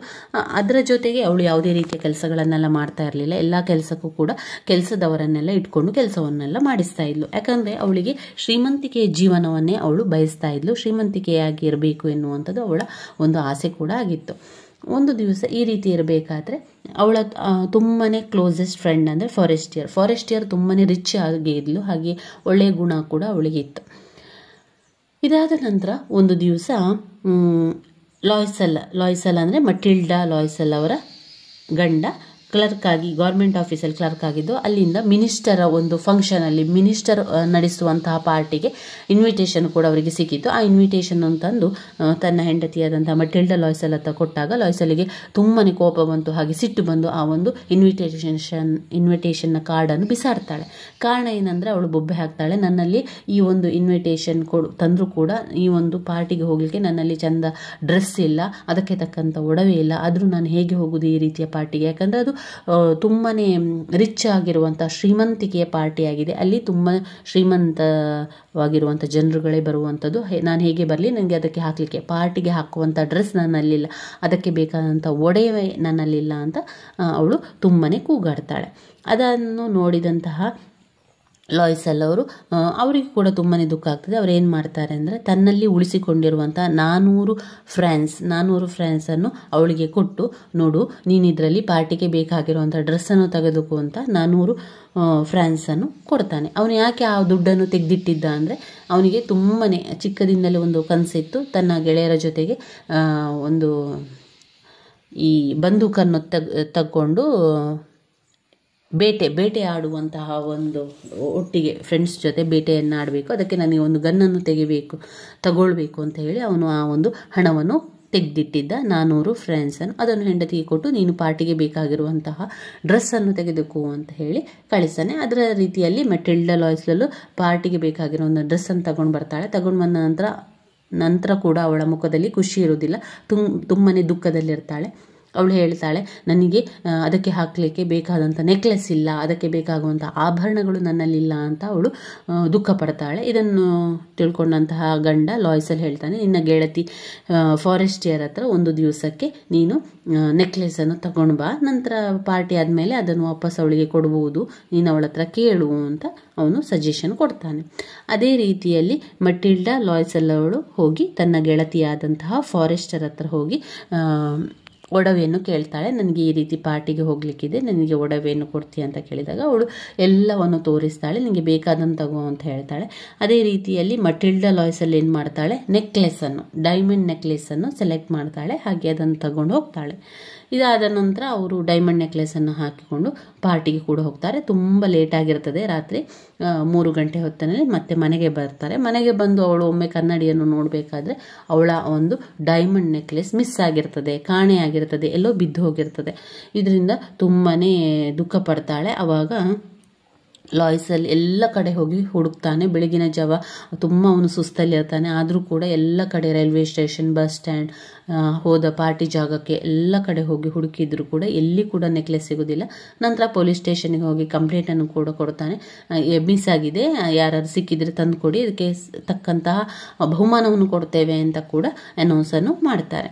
ಅದಾದ ನಂತರ ಲಾಯ್ಸೆಲ್ ಏನು ಹೇಳ್ತಾನೆ, ಹೆಂಡತಿ ಹತ್ರ ಮೆಟಿಲ್ಡಾ ಲಾಯ್ಸೆಲ್ ಹತ್ರ ಹೇಳ್ತಾನೆ, ನೋಡು ನೀನು ನಿನ್ನ ಗೆಳತಿಗೆ ಏನಾದರೂ ಹೇಳಬೇಕಲ್ಲ, ಅದು ನಿನ್ನ ನೆಕ್ಲೆಸನ್ನು ರಿಪೇರಿಗೆ ಕೊಟ್ಟಿದ್ದೇವೆ, ಸರಿ ಮಾಡಿದ ತಕ್ಷಣ ಕೊಡ್ತೇವೆ ಅಂತ ಹೇಳಿ 1 ವಾರ ಟೈಮನ್ನು ಕೇಳು, ಸಿಕ್ಕಿದ್ರೆ ನಂತರ ಅದನ್ನು ಕೊಡುವ ಅಂತ ಹೇಳ್ತಾರೆ. ಅದೇ ರೀತಿಯಲ್ಲಿ ಮಟಿಲ್ಡಾ ಲಾಯ್ಸೆಲ್ ತನ್ನ ಫ್ರೆಂಡಿಗೆ ಫಾರೆಸ್ಟರಿಗೆ ಅದನ್ನು ರಿಪೇರಿಗೆ ಕೊಟ್ಟಿದ್ದೇವೆ, 1 ವಾರ ನಂತರ ಕೊಡ್ತೇವೆ ಅಂತ ಹೇಳ್ತಾಳೆ. ಇದಾದ ನಂತರ 1 ವಾರ ಕಳೆದರೂ ಕೂಡ ಅವರ ನೆಕ್ಲೆಸ್ ಸಿಗುವುದಿಲ್ಲ. ಇವಾಗ ಏನು ಮಾಡ್ತಾರೆ ಅಂದರೆ, ಏನಾದರೂ ಒಂದು ಇದು ಮಾಡಿ ಅವರ ನೆಕ್ಲೆಸನ್ನು ಅವರಿಗೆ ಕೊಡಲೇಬೇಕಲ್ವ. ಆಗ ಲಾಯ್ಸೆಲ್ ಹೇಳ್ತಾನೆ, ನಾವು ಇದು ಸಾಲ ಮಾಡಿ ನಂತರ ಆ ಅದೇ ರೀತಿಯ ನೆಕ್ಲೆಸನ್ನು ತೆಗೆದು ನೀನು ಫಾರೆಸ್ಟರಿಗೆ ಕೊಡು ಅಂತ ಹೇಳ್ತಾನೆ. ಆಯಿತು ಅಂತ ಹೇಳಿ ನಂತರ ಅದಕ್ಕೆ ಆ ನೆಕ್ಲೆಸಿಗೆ 40,000 ಫ್ರಾನ್ಸ್ ಆಗ್ತದೆ. 40 ಫ್ರಾನ್ಸಲ್ಲಿ ಅವನಿಗೆ ಸ್ವಲ್ಪ ಹಣ, ಅವನ ತಂದೆಯಿಂದ ಸ್ವಲ್ಪ ಹಣ ಬಂದಿರ್ತದೆ, ಉಳಿದಿರುವಂಥದ್ದನ್ನು ಸ್ವಲ್ಪ ಬಾರ್ಗೇನ್ ಎಲ್ಲ ಮಾಡಿದಾಗ 36,000 ಫ್ರಾನ್ಸ್ ಆಗ್ತದೆ ಆ ನೆಕ್ಲೆಸಿಗೆ. ಡೈಮಂಡ್ ನೆಕ್ಲೆಸ್ 36,000 ಫ್ರಾನ್ಸ್ ಡೈಮಂಡ್ ನೆಕ್ಲೆಸನ್ನು ತೆಗೆದು ಅಷ್ಟು ಸಾಲವನ್ನು ಮಾಡಿ ಆ ನೆಕ್ಲೆಸನ್ನು ತೆಗೆದು ಪರ್ಚೇಸ್ ಮಾಡಿ ಫಾರೆಸ್ಟಿಗೆ ಕೊಡ್ತಾರೆ. ಅದಾದ ನಂತರ ಏನು ಮಾಡ್ತಾರೆ ಅಂದರೆ, ಅಷ್ಟೊಂದು ಲೋನ್ ಇದೆ ಅಲ್ಲ, 10 ವರ್ಷಗಳು ಆ ಲೋನನ್ನು ಕಟ್ಟಬೇಕು. ಆವಾಗ ಈಗ ಇದ್ದಂಥ ಮನೆಯಲ್ಲಿದ್ದರೆ ಅವರಿಗೆ ಆ ಲೋನನ್ನು ಕಟ್ಟಲಿಕ್ಕೆ ಸಾಧ್ಯ ಆಗೋದಿಲ್ಲ. ಅದರಿಂದ ಅವರು ಒಂದು ಚಿಕ್ಕ ಪುಟಾಣಿ ಮನೆಗೆ ಹೋಗ್ತಾರೆ. ಅದಾದ ನಂತರ ಮಟಿಲ್ಡಾ ಲಾಯ್ಸ್ ಅವರ ಜೀವನ ಸಂಪೂರ್ಣ ಬದಲಾಗ್ತದೆ. ಒಂದು ದುರಾಸೆಯಿಂದಾಗಿ ಸಂಪೂರ್ಣ ಜೀವನ ಬದಲಾಗ್ತದೆ. 10 ವರ್ಷ ತುಂಬಾ ಕಷ್ಟಪಡ್ತಾರೆ. ಚಿಕ್ಕ ಮನೆಯಲ್ಲಿರ್ತಾರೆ, ಕೆಲಸದವರನ್ನೆಲ್ಲ ಕಳಿಸಿಕೊಟ್ಟಿರ್ತಾರೆ. ಮಟಿಲ್ಡಾ ಲಾಯ್ಸೆಲ್ ಈಗ ಎಲ್ಲ ಕೆಲಸವನ್ನು ಮಾಡ್ತಾಳೆ, ಮನೆ ಒರೆಸಿ, ಗುಡಿಸಿ, ಬಟ್ಟೆ ತೊಳೆದು, ಪಾತ್ರೆ ತೊಳೆದು, ಅಡಿಗೆ ಮಾಡುವಂಥದ್ದು. ಅದರಿಂದ ಮೊದಲು ಅವಳು ಯಾವುದನ್ನು ಕೂಡ ಮಾಡ್ತಾ ಇರಲಿಲ್ಲ, ಈಗ ಎಲ್ಲವನ್ನು ಕೂಡ ಮಾಡ್ತಾ ಇದ್ದಾಳೆ. ಸಾಲವನ್ನು ಕಟ್ಟಬೇಕಾಗಿದೆ. 10 ವರ್ಷ ತುಂಬಾ ಕಷ್ಟಪಡ್ತಾ ಇದ್ದಾರೆ. ಈ 10 ವರ್ಷದಲ್ಲಿ ಅವಳು ತುಂಬಾ ಏಜ್ಡ್ ಪರ್ಸನ್ ಥರ ಕಾಣ್ತಾ ಇದ್ದಾಳೆ. ಸುಕ್ಕುಗಟ್ಟಿದ ಮುಖ ಆಗ್ತಾ ಇರ್ತದೆ, ಕೂದಲೆಲ್ಲ ತುಂಬಾ ಹಾಳಾಗಿರ್ತದೆ, ಇದೆಲ್ಲ ಆಗಿರ್ತದೆ. ನಂತರ ಈಗ ಅವಳು ಒಂದು ದಿವಸ ಮಾರ್ಕೆಟಿನ ಕಡೆಗೆ ಹೋಗ್ತಾ ಇರುವಂಥ ಸಂದರ್ಭದಲ್ಲಿ ಅವಳ ಫ್ರೆಂಡ್ ಫಾರೆಸ್ಟಿಯರ್ ಸಿಗ್ತಾಳೆ. ಆಗ ಫಾರೆಸ್ಟಿಯರಿಗೆ ಆಶ್ಚರ್ಯ ಆಗ್ತದೆ, ಏನು ನೀನು ಈ ರೀತಿ ಆಗ್ತಾ ಇದೆಯಾ, ತುಂಬ ಓಲ್ಡ್ ಆಗಿ ಕಾಣ್ತಾ ಇದೆಯಾ, ಕೂದಲೆಲ್ಲ ಈ ರೀತಿಯಾಗಿದೆ, ಏನಾಯ್ತು ನಿಂಗೆ ಹೇಳು ಅಂತ ಹೇಳಿದಾಗ ಮಟಿಲ್ಡಾ ಲಾಯ್ಸೆಲ್ ತನ್ನ ಫ್ರೆಂಡಿಗೆ ಎಲ್ಲ ನಡೆದಂತಹ ಘಟನೆಗಳನ್ನೆಲ್ಲ ಹೇಳ್ತಾಳೆ. ನಿನ್ನ ನೆಕ್ಲೆಸನ್ನು ತಗೊಂಡ ನಂತರ ಅದು ಕಳೆದು ಹೋಯಿತು, ನಂತರ ಅದನ್ನು ಕೊಡಲಿಕ್ಕೆ ನಾವು 36,000 ಫ್ರಾನ್ಸ್ ಲೋನನ್ನು ತಗೊಂಡ್ವಿ, ಆ ಸಾಲವನ್ನು ಕಟ್ಟಲಿಕ್ಕೆ ನಾವು ಪುಟಾಣಿ ಮನೆಯಲ್ಲಿದ್ದುಕೊಂಡು, ಚಿಕ್ಕ ಮನೆಯಲ್ಲಿದ್ದುಕೊಂಡು ಎಲ್ಲ ನಾನೇ ಮಾಡ್ತಾ ಇದ್ದೇನೆ, ಇಷ್ಟು ವರ್ಷ ಬೇಕಾಯಿತು, ನಮ್ಮ ಸಾಲ ಎಲ್ಲ ತೀರಲಿಕ್ಕೆ 10 ವರ್ಷ ಬೇಕಾಯಿತು ಅಂತ ಹೇಳಿದಾಗ ಫಾರೆಸ್ಟರಿಗೆ ಆಶ್ಚರ್ಯ ಆಗ್ತದೆ. ಅದರ ಜೊತೆಗೆ ಅವಳು ಒಂದು ವಿಷಯವನ್ನು ಕೂಡ ಅವಳಿಗೆ ತಿಳಿಸ್ತಾಳೆ. ಅವಳು ಹೇಳ್ತಾಳೆ ಮಟಿಲ್ಡಾ ಲಾಯ್ಸ್ಗಳಿಗೆ, ನೀವು ಯಾಕೆ ಇಷ್ಟೊಂದು ಜೀವನವನ್ನು ಕಷ್ಟಪಟ್ಟರೆ, ಅವತ್ತೇ ನನಗೆ ಒಂದು ವಿಚಾರವನ್ನು ತಿಳಿಸಿದರೆ ಇದು ಏನೂ ಆಗ್ತಾ ಇರಲಿಲ್ಲ, ಇಷ್ಟೊಂದು ಕಷ್ಟ ಯಾಕೆ ಪಟ್ರಿ, ನನಗೆ ಒಂದು ವಿಷಯ ಹೇಳ್ಬೋದಿತ್ತು, ಯಾಕೆ ಅಂತ ಮಟಿಲ್ಡಾ ಲಾಯ್ಸಲ್ಲಿ ಕೇಳಿದಾಗ ಫಾರೆಸ್ಟರ್ ಹೇಳ್ತಾಳೆ, ಆ ಒಂದು ಡೈಮಂಡ್ ನೆಕ್ಲೇಸ್ ಯಾವುದೇ ರೀತಿಯ 36,000 ಫ್ರಾನ್ಸ್ ಅಲ್ಲ, ಅದಕ್ಕೆ ಕೇವಲ 500 ಫ್ರಾನ್ಸ್ ಅಷ್ಟೇ. ಅದು ನಿಜವಾದ ಒಂದು ಡೈಮಂಡ್ ನೆಕ್ಲೆಸ್ ಅಲ್ಲ, ಅದು ಒಂದು ಆರ್ಟಿಫಿಷಿಯಲ್ ಅಂತ ಆಗಿರುವಂಥದ್ದು. ಅದಕ್ಕೆ 500 ಫ್ರಾನ್ಸನ್ನು ಕೊಟ್ಟಿರುವಂಥದ್ದಷ್ಟೇ. 36,000 ಬೆಲೆ ಬಾಳುವಂಥ ನೆಕ್ಲೆಸ್ ಅದಲ್ಲ ಅಂತ ಹೇಳ್ತಾರೆ. ಇದನ್ನು ಕೇಳಿದಂತಹ ಮಟಿಲ್ಡಾ ಲಾಯ್ಸಲಿಗೆ ಶಾಕ್ ಆಗ್ತದೆ, ದುಃಖ ಆಗ್ತದೆ, ಎಲ್ಲ ಒಟ್ಟಿಗೆ ಬರ್ತದೆ, ಯಾವುದೇ ಮಾತನಾಡೋದಿಲ್ಲ. ಇಲ್ಲಿ ಆದಂತಹ ಘಟನೆ ಏನು ಅಂದರೆ, ಒಂದು ದುರಾಸೆಯಿಂದ ಅವರ 10 ವರ್ಷ ಜೀವನ ಹಾಳಾಯಿತು. 10 ವರ್ಷದಲ್ಲಿ ಅವರು ತುಂಬಾ ಕಷ್ಟಪಟ್ಟರು. ಅವರು ಎಲ್ಲ ನೋವುಗಳನ್ನು ಅನುಭವಿಸಿದ್ರು. ಮನೆ ಕೆಲಸ, ಅಡಿಗೆ ಕೆಲಸ ಎಲ್ಲವನ್ನು ಕೂಡ ಮಾಡಲಿಕ್ಕೆ ಆರಂಭ ಮಾಡಿದಾಳೆ. ಜೀವನವೇ ಒಂದು ಪ್ರಾಯದ ಸ್ಥಿತಿಗೆ ಅವಳನ್ನು ತಂದು ಕೊಟ್ಟಿತು. ಮತ್ತು ಕೂದಲೆಲ್ಲ ತುಂಬಾ ಹಾಳಾಗಲಿಕ್ಕೆ ಕೂಡ ಸ್ಟಾರ್ಟ್ ಆಯಿತು. ಇಲ್ಲಿ ನಮಗೆ ಗೊತ್ತಾಗುವಂಥ ಒಂದು ವಿಚಾರ, ಮೋರಲ್ ಆಫ್ ಸ್ಟೋರಿ ಅಂದರೆ ದುರಾಸೆ ಪಡಬೇಡಿ. ನಮಗೆ ದೇವರು ಎಷ್ಟು ಕೊಟ್ಟಿದ್ದಾನೆ ಅದನ್ನೇ ಬಳಸ್ಕೊಂಡು ಸಂತೋಷದಿಂದ ಜೀವನವನ್ನು ಮಾಡಬೇಕು. ಅದರಿಂದ ಹೆಚ್ಚಿಗೆ ಆಸೆಯನ್ನು ಪಡುವಂಥದ್ದು, ದುರಾಸೆಯನ್ನು ಪಟ್ಕೊಂಡ್ರೆ ಇರುವಂಥದ್ದನ್ನು ಕೂಡ ನಾವು ಕಳ್ಕೊಳ್ತೇವೆ. ಇರುವುದನ್ನು ಬಳಸಿಕೊಂಡು ಸಂತೋಷದಿಂದ ಜೀವನ ಮಾಡಿದರೆ ಜೀವನ ತುಂಬಾ ಖುಷಿಯಾಗಿರ್ತದೆ. ಅದರಿಂದ ದುರಾಸೆಯನ್ನು ಪಡಬೇಡಿ ಎನ್ನುವಂತಹ ಮಾತು ನಮಗೆ ಈ ಒಂದು ಪಾಠದಲ್ಲಿ ಕಾಣಬಹುದಾಗಿದೆ. ನೆಕ್ಲೆಸ್ ಪಾಠವನ್ನು ಬರೆದವರು ಗೈ ದೆ ಮನು ಪಾಸಂತ್. ಇವಿಷ್ಟು ನೆಕ್ಲೆಸ್ನ ಬಗ್ಗೆ ಇರುವಂತಹ ವಿಚಾರವಾಗಿದೆ ಸ್ನೇಹಿತರೆ. ಇನ್ನು ಪಾಠದಲ್ಲಿರುವಂತಹ ಮತ್ತೊಂದು ಮುಖ್ಯವಾದಂತಹ ಪಾಠ ಗಲಿವರ್ ಟ್ರಾವೆಲ್ ಜೋನಾಥನ್ ಸ್ವಿಫ್ಟ್ ಅವರು ಬರೆದಿದ್ದಾರೆ. ಇದರ ಸಮ್ಮರಿ ಪುಟ ಸಂಖ್ಯೆ 116ರಲ್ಲಿದೆ ನೋಡಿ. 116ರಲ್ಲಿ ಗಲಿವರ್ ಟ್ರಾವೆಲ್. ಇದರಲ್ಲಿ ಗಲಿವರ್ ಟ್ರಾವೆಲಲ್ಲಿ ನೋಡಿದರೆ ಗಲಿವರ್ ಎನ್ನುವಂಥ ವ್ಯಕ್ತಿ ಅವರು ಶಿಪ್ ಡಾಕ್ಟರ್ ಆಗಿದ್ದರು. ಅವರು ಈ ರೀತಿಯಾಗಿ ಶಿಪ್ನಲ್ಲಿ ಹೋಗ್ತಾ ಇರುವಂತಹ ಸಂದರ್ಭದಲ್ಲಿ ಏನಾಗ್ತದೆ ಅಂತ ಹೇಳಿದರೆ, ಆ ಒಂದು ಶಿಪ್ ಹಾಳಾಗ್ತದೆ, ಡಿಸ್ಟ್ರಾಯ್ ಆಗ್ತದೆ. ಆಗ ಒಂದು ಪುಟಾಣಿಯಾದ ಐಲ್ಯಾಂಡಿಗೆ ಅವರು ಹೋಗಿ ತಲುಪ್ತಾರೆ. ಅಲ್ಲಿ ತಲುಪಿದ ನಂತರ ಅಲ್ಲಿ ಒಂದು ಅದ್ಭುತವಾದ ಲೋಕವೇ ಇರುವಂಥದ್ದು ಕಾಣ್ತದೆ. ಎಲ್ಲ ಪುಟಾಣಿಗಳಾಗಿರುವಂಥದ್ದು, ನಮ್ಮ ಒಂದು ಹೆಬ್ಬೆರಳಿನಷ್ಟು ಗಾತ್ರ ಇರುವಂತಹ ಲಿಲಿಪುಟ್ಟುಗಳು ಜೀವಿಸ್ತಾ ಇರುವಂಥದ್ದನ್ನು ಅವರಲ್ಲಿ ಕಾಣುವಂಥದ್ದು. Gulliver was ship doctor. Once his voyage ended dramatically when ಒಂದು ದಿವಸ ಏನು ಈ ರೀತಿ ಶಿಪ್ಪಲ್ಲಿ ಹೋಗ್ತಾ ಇರುವಂತಹ ಬಿರುಗಾಳಿ ಯಾವುದೋ ಒಂದು ಹೊಡೆತಕ್ಕೆ ತನ್ನ ಶಿಪ್ ಹಾಳಾಗ್ತದೆ. ಆವಾಗ ಒಂದು ವೈಲೆಂಟ್ ಸ್ಟ್ರಾಮ್ ಬಂದಾಗ, ಭಯಂಕರವಾದ ಒಂದು ಸ್ಟ್ರಾಮ್ ಬಂದು ಆ ಒಂದು ಹಡಗು ಹಾಳಾಗ್ತದೆ. ನಂತರ ಈಜ್ಕೊಂಡು ಒಂದು ಲ್ಯಾಂಡಿಗೆ ಹೋಗ್ತಾನೆ, ಒಂದು ಪುಟಾಣಿ ಲ್ಯಾಂಡ್ಗೆ. ಅಲ್ಲಿ ಲಿಲ್ಲಿಪುಟ್ಟಿಯನ್ಸ್ಗಳಿರ್ತಾರೆ, ಅಂದರೆ ಚಿಕ್ಕದಾದ ನಮ್ಮ ಹೆಬ್ಬೆರಳಿನಷ್ಟು ಗಾತ್ರದಂತಹ ಮನುಷ್ಯರನ್ನಲ್ಲಿ ಅವನು ಕಾಣ್ತಾನೆ. Human were not more than 6 inch height, 6 ಇಂಚೇ ಇರುವಂಥದ್ದು, ಅದಕ್ಕಿಂತ ಹೆಚ್ಚು ಇಂಚಿಲ್ಲ. They mistook Gulliver for giant and tied him up, served him food. How was Gulliver received and treated by the holy humans. 116 page ಅಂತ ಬರೆದೆ ನೋಡಿ. ಇಲ್ಲಿ 116 ಪೇಜ್ನಲ್ಲಿ ಅದರ ಸಂಪೂರ್ಣವಾದ ಸಮ್ಮರಿ ಇರುವಂಥದ್ದು. ಇದನ್ನೇ ಓದ್ಕೊಂಡು ಬರೀರಿ, ಇದು ತುಂಬಾ ಸುಲಭ ಇದೆ. ಇಲ್ಲೇ ಓದ್ಕೊಂಡು ಬರೆದ್ರಾಯಿತು. ಇಲ್ಲಿ ಗಲಿವರಿಗೆ ಆ ಲ್ಯಾಂಡಿಗೆ ಬರ್ತಾನೆ. ಲಿಲ್ಲಿಪುಟ್ಟಿಯನ್ ಅಲ್ಲಿ ಏನಾಗಿರ್ತದೆ ಅಂದರೆ, ಆ ಒಂದು 6 ಇಂಚು ಮನುಷ್ಯರನ್ನೆಲ್ಲ ನೋಡ್ಕೊಳ್ಳಿಕ್ಕೆ ಒಂದು ದೈತ್ಯಾಕಾರದ ಕುದುರೆಗಳ ಒಂದು ಬಳಗ ಇರ್ತದೆ. ಅಲ್ಲಿ ಕುದುರೆಗಳ ಬಳಗ ಅಂತ ಹೇಳಿದರೆ ಅದು HOUYHNHNM ಹೊಯ್ಹುನ್ ಅಂತ ಏನು ಹೇಳ್ತಾರೆ ಅದಕ್ಕೆ. ಅವರು ಸಂಪೂರ್ಣ ಕಂಟ್ರೋಲ್ ಮಾಡುವಂಥದ್ದು ಅವರು. ಲಿಲಿಪುಟಿಯನ್ ಅವರು 6 ಇಂಚಿ ದೊಡ್ಡ ಇರುವಂಥದ್ದು. ಉಳಿದವರು ಅಂದರೆ ಹೊಯ್ಹುನ್ಮನ್ ಅವರು ತುಂಬಾ ದೊಡ್ಡ ಗಾತ್ರದಲ್ಲಿರ್ತಾರೆ, ಮನುಷ್ಯರ ರೀತಿಯಲ್ಲಿ ಸ್ವಲ್ಪ ಇರ್ತಾರೆ. ಅವರೇನು ಮಾಡ್ತಾರೆ ಅಂತ ಹೇಳಿದರೆ, ಅವರಿಗೆ ಮತ್ತು ಗಲಿವರಿಗೆ ಯಾವುದೇ ಭಾಷೆಗಳು ಗೊತ್ತಿರೋದಿಲ್ಲ. ಆದರೆ ಅವರನ್ನು ನೋಡಿ ಗಲಿವರಿಗೆ ಅವರನ್ನು ಕೂಡ ಅವರ ಜೊತೆ ಒಂದು ಸ್ವಲ್ಪ ಒಂದು ರೀತಿಯ ಒಂದು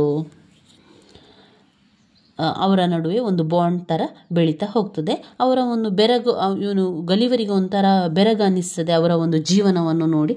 ಅಲ್ಲಿ ಮೇರ್ ಎನ್ನುವಂಥದ್ದು ಹೆಣ್ಣು ಕೂದ್ರೆ ಅಲ್ಲಿ ತುಂಬಾ ಅವರೆಲ್ಲ ಅವನನ್ನು ನೋಡಿ ಎಷ್ಟು ದೊಡ್ಡ ಮನುಷ್ಯ ಇವನು, ಯಾವ ರೀತಿ ಇದ್ದಾನೆ ಅಂತ ಹೇಳಿ ಬಟ್ಟೆಗಳನ್ನೆಲ್ಲ ಹೊಲಿಯುವಂಥದ್ದು, ಅವನಿಗೆ ಬೇಕಾದ ಫುಡ್ಗಳನ್ನೆಲ್ಲ ಕೊಡ್ತಾ ಇರ್ತಾರೆ. ಅಲ್ಲಿ ಅವರೇನು ಹೇಳ್ತಾರೆ, ಮತ್ತೆ ದಿನಗಳಲ್ಲಿ ಅವರಿಬ್ಬರು ಕೂಡ ಸಿಮಿಲಾರಿಟೀಸ್ ಒಂದೇ ರೀತಿ ಇರ್ತಾರೆ. ಮಾತಾಡ್ತಾ ಅಂದರೆ ಅವರ ಒಂದು ಕೈ ಭಾಷೆ ಅಥವಾ ಆ ಒಂದು ಮುಖವನ್ನು ಅಲ್ಲಾಡಿಸುವಂಥದ್ದು, ಈ ರೀತಿಯ ಒಂದು ಮಾತುಗಳನ್ನೆಲ್ಲ ಆಡ್ತಾ ಇರ್ತಾರೆ. ಇಲ್ಲಿ ಗಲಿವರಿಗೆ ಅನಿಸ್ತದೆ ಈ ಒಂದು ಹ್ಯೂಮನ್ಸ್ಗಳು ತುಂಬಾ ಬ್ರಿಲಿಯಂಟ್ ಆಗಿರ್ತಾರೆ, ಅವರದೇ ಆದ ಜೀವನವನ್ನು ಮಾಡ್ತಾ ಇರ್ತಾರೆ. ಅವರೆಲ್ಲ ಅಂದ್ಕೊಂಡಿರ್ತಾರೆ ಮನುಷ್ಯರು ತುಂಬಾ ಕ್ರೂರಿಗಳು, ಅವರು ಒಳ್ಳೆಯವರಲ್ಲ ಎನ್ನುವಂಥದ್ದು. ನಂತರದ ದಿನಗಳಲ್ಲಿ ಗಲಿವರನ್ನು ನೋಡಿದಾಗ ಅವರಿಗೆ ಒಂದು ಆ ರೀತಿ ಅಲ್ಲ ಅಂತ ಅನಿಸ್ತದೆ. ಆದರೂ ಕೂಡ ಅವರ ಫ್ಯಾಮಿಲಿ ಅಂದರೆ ಅವರ ಒಂದು ಎಲ್ಲ ಜನರು ಅವನನ್ನು ಹೊರಗೆ ಹಾಕಬೇಕು, ಅವನನ್ನು ಇಲ್ಲಿ ಉಳಿಸ್ಕೊಳ್ಬಾರ್ದು, ನಮ್ಮ ಜೊತೆಗೆ ಅವರನ್ನು ಇರಿಸ್ಕೊಳ್ಬಾರ್ದು ಎನ್ನುವಂಥ ಒತ್ತಡ ಬಂದಾಗ ಕೊನೆಯದಾಗಿ ಅಲ್ಲಿನ ಯಾಹೂ ಇದೆಯಲ್ಲ, ಯಾಹೂ ಅಂದರೆ ಅಲ್ಲಿನ ಒಂದು ಯಜಮಾನ ಅಂತ ಹೇಳ್ಬೋದು. ಯಜಮಾನ ಅವನನ್ನು ನೀನು ಹೋಗಬೇಕು, ಇಲ್ಲಿನ ಜನರೆಲ್ಲ ನಿನ್ನನ್ನು ಕಳಿಸ್ಲಿಕ್ಕೆ ಹೇಳ್ತಾ ಇದ್ದಾರೆ, ಅವರೆಲ್ಲ ನಿನ್ನನ್ನು ಒಪ್ಕೊಳ್ಳೋದಿಲ್ಲ ಅಂತ ಹೇಳ್ತಾರೆ. ಅದೇ ರೀತಿ ಗಲಿವರ್ ಕೂಡ ಆಯಿತು ಅಂತ ಹೇಳಿ ಕೊನೆಯದಾಗಿ ಅಲ್ಲಿಂದ ಹೊರಡುವಂಥದ್ದು. ಆದರೆ ಅಲ್ಲಿ ತುಂಬ ಚೆನ್ನಾಗಿ ನೋಡ್ಕೊಂಡಿರ್ತಾರೆ ಅವನನ್ನು. ಅವನಿಗೆ ಬೇಕಾಗಿರುವಂತಹ ಬ್ರೆಡ್ ಹಾಗೆ ಮಿಲ್ಕ್, ವಾರ್ಮ್ ಮಿಲ್ಕ್ ಎಲ್ಲ ಅಲ್ಲಿ ಅವರು ಬಳಸುವಂಥದ್ದು, ಅದನ್ನೆಲ್ಲ ಅವರಿಗೆ ಕೊಡ್ತಾರೆ. ಬೆಡ್ ಸ್ಟ್ರಾ ಎಲ್ಲ ಹಾಕಿ ಬೆಡ್ಡನ್ನು ಮಾಡಿ ಕೂಡ ಕೊಡ್ತಾರೆ. ನಂತರ ಕೊನೆಯ ದಿನಗಳಲ್ಲಿ ಅವನು ಹೇಳುವಂಥದ್ದು, ನೀನು ನಿನ್ನ ಊರಿಗೆ ಹೋಗು, ಇಲ್ಲಿನ ಜನರಿಗೆ ನಿನ್ನನ್ನು ಇಷ್ಟ ಆಗೋದಿಲ್ಲ ಅಂತ ಹೇಳಿ ಕಳಿಸುವಂಥದ್ದನ್ನು ನಾವು ಗಲಿವರ್ ಟ್ರಾವೆಲಲ್ಲಿ ಕಾಣ್ಬೋದಾಗಿದೆ. ಇದರಲ್ಲಿ ಇಷ್ಟನ್ನು ಓದ್ಕೊಳ್ಳಿ, ನಂತರ ಅದನ್ನೇ ಬರಿತಾ ಹೋದರೆ ಆಯಿತು ಸ್ನೇಹಿತರೆ. ಆದರೆ 4 ಪಾಠಗಳು ನಿಮಗೆ ಸರಿಯಾಗಿ ಅದರ ಸಮ್ಮರಿಯನ್ನು ನೀವು ಕಲ್ತ್ಕೊಂಡ್ರೆ 2 ಪ್ರಶ್ನೆ ಉತ್ತರವನ್ನು ಬರಲಿಕ್ಕೆ ನಮಗೆ ಏನೂ ಕಷ್ಟ ಆಗೋದಿಲ್ಲ. ಇವಿಷ್ಟನ್ನು ನೀವು ನೋಡ್ಕೊಳ್ಳಿ. ಮುಂದಿನ ದಿನಗಳಲ್ಲಿ ನಾವು ಫಿಕ್ಷನ್ ಅಂದರೆ ಒಂದು ಪ್ರಬಂಧ ಅಥವಾ ಕಾದಂಬರಿಯನ್ನು ಕೂಡ, ಕಾದಂಬರಿಯಾದಂಥ ಗೈಡ್ನ ಬಗ್ಗೆ ಕೂಡ ತಿಳ್ಕೊಳ್ಳುವ ಸ್ನೇಹಿತರೆ. ನನ್ನ ವೀಡಿಯೋಸ್ ಎಲ್ಲ ನಿಮಗೆ ಇಷ್ಟ ಆಗಿದ್ದರೆ ಲೈಕ್ ಕೊಡಿ, ಶೇರ್ ಮಾಡಿ, ಹಾಗೆ ಸಬ್ಸ್ಕ್ರೈಬ್ ಮಾಡಲಿಕ್ಕೆ ಮರಿಬೇಡಿ ಸ್ನೇಹಿತರೆ. ಧನ್ಯವಾದಗಳು.